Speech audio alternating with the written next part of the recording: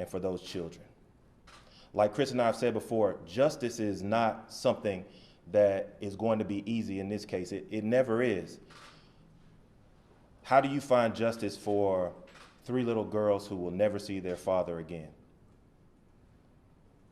How do you get justice for a little girl who on her birthday every single year from now until the rest of her life, she will remember that that's the day she found out that her dad died? How do you get justice for that little girl?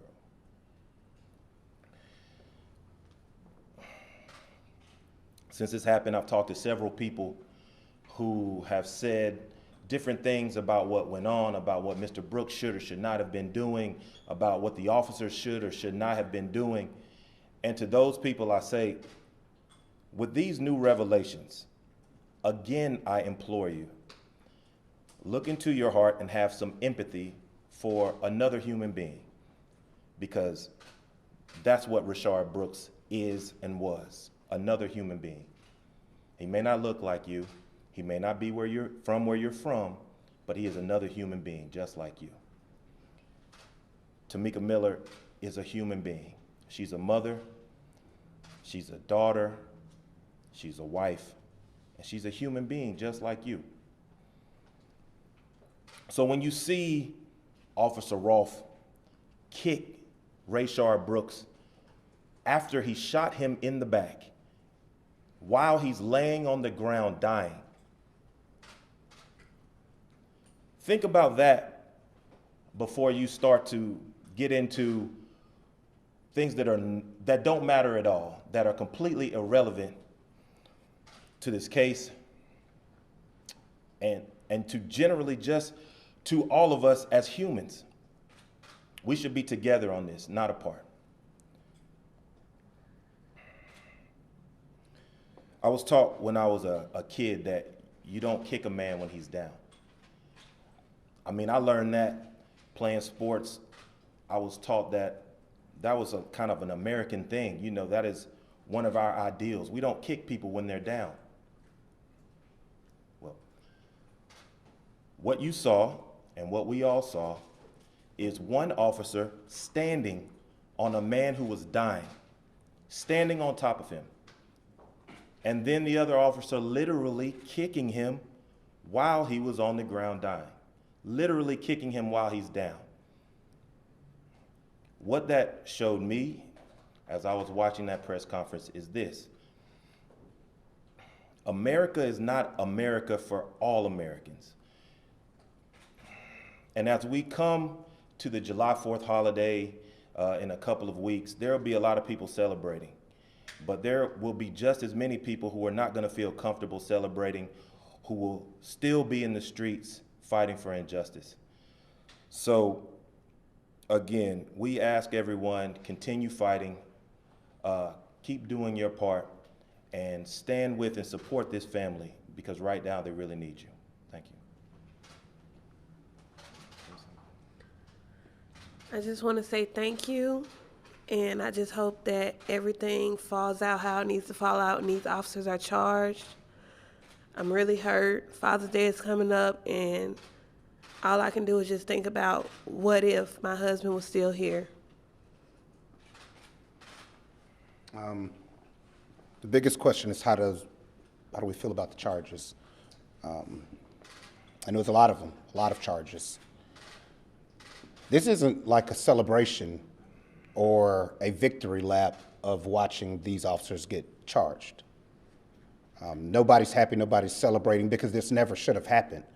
We shouldn't have to celebrate as African Americans when we get a piece of justice, like today.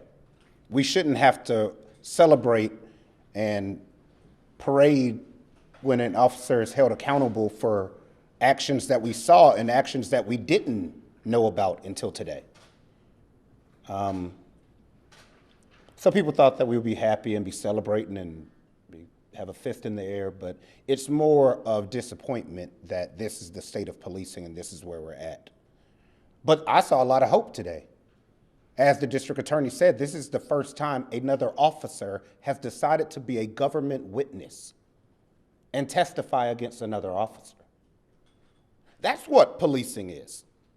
That's the kind of officers that make these streets safe, that stop instances like this from happening.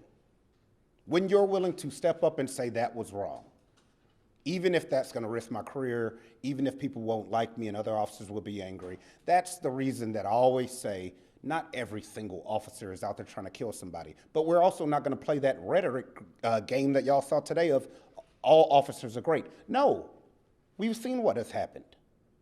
It's the same assumption that we don't want officers making about black people, that all people are from the ghetto, that all people are hood, that all of us are up to no good, that you need to search every young black male that you see, which leads to situations like this.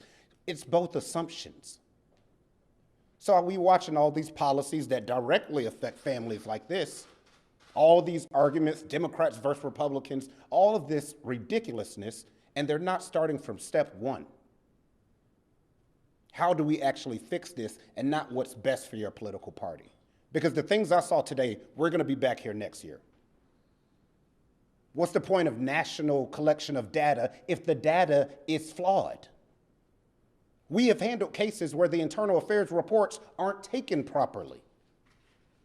So you'll be collecting data that is nonsensical and doesn't hold officers accountable unless you fix the department internal affairs first. But they don't want reality. They want policies and elections. And that's fine, but we'll end up here again. So was this justice today? Not yet. We still don't have a definition for it. There's more heartache that families have to go through this and fight the public to try and get justice for a man that was shot in the back twice. But we do thank everybody in this country for the outpouring of support, the people that are marching for change peacefully, keeping his name alive positively. And maybe one day this country will get it right with policing and we'll all come together. Brief questions real quick because she is exhausted. Point about the second officer agreeing to cooperate and be a witness. We're now hearing from his attorney, Don Samuel, saying that the district attorney is mistaken, that the second officer is cooperating, but had not agreed to be a witness against the other officer and has not agreed to plead guilty to anything. Do you have any comment about this update from Don Samuel? Yeah, I didn't believe he would plead guilty to anything, but the statements and information that they've already gotten so far has led them to believe that this is going to help secure the prosecution of the other officer. For him to even come in and meet with the district attorney, as you know, that's rare and doesn't happen often. So we look forward to what he has to say and how this will help with the prosecution of the case. And Ms. Miller, I know that if you could step over just aside, your point is you're trying to find out the full facts, the full truth, everything that happened and everybody who should be accountable here. Is that how you're looking at this now as you take in what the district attorney said this afternoon and try to get your head around what his presentation is going to be to the grand jury once he is able to present it? Yes. In your own words, I mean, how did you react to the information that he was able to help you understand? I was applaud. I was very grateful that he's coming forth with the truth. Last one. Miller, I have a quick question, if you don't mind. As I understand from the district attorney during his statements, he mentioned that you were taking in this information in real time, just like we all were. Right. When you heard some of the details, some of the raw, disturbing details about what happened to Rayshard, with a more than 2-minute delay to render life-saving aid, kicking him, stepping on him. When you heard those details, I can only imagine what you were feeling. Right. I was very hurt. I couldn't imagine being there because I don't know what I would have done if I would have seen that for myself. But I felt everything that he felt just by hearing what he went through. And it hurt. It hurt really bad. Thank you.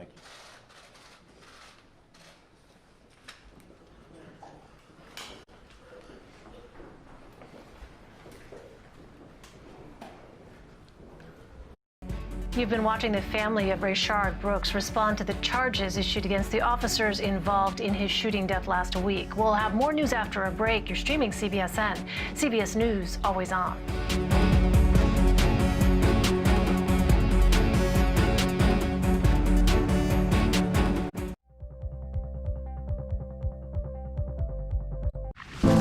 In 60 years, we went from about 100,000 factory workers to probably about 7,000. Off in the distance, you can see some factories that are still humming, but most of them are just kind of abandoned. The restaurant industry right now is one of the largest and fastest growing industries in America. And yet it continues to be the absolute lowest paying employer in the United States. Barely anybody's making enough to live. You're donating plasma to get by. It's literally a slave wage. I don't remember growing up like this. My mom didn't have to go to food banks. It's pretty sad.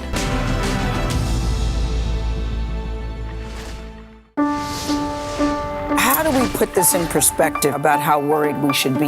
We're going to share the newest numbers and critical information on the outbreak. Vladimir Duthier is tracking the plight of the restaurant business. Vlad? You've been talking to doctors. What are they saying to you about their experiences? Doctors and scientists in a race against time to cure coronavirus. Every evening we'll show how close they are, racing to a cure on the CBS Evening News with Norah O'Donnell.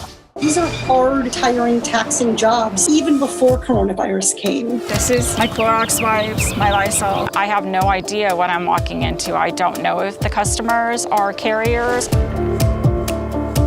I feel privileged to be out here when so many people are out of work. Did you ever think that you would find yourselves at the front line? We have the opportunity to bring something valuable to the community, and that feels good. We have to be willing to change policy on a permanent basis to recognize and honor these workers. Doesn't seem like it's worth the risk that you endure every day. I have to do what I can to take care of myself and my family. If you had the choice, would you stay home? Maybe, yeah.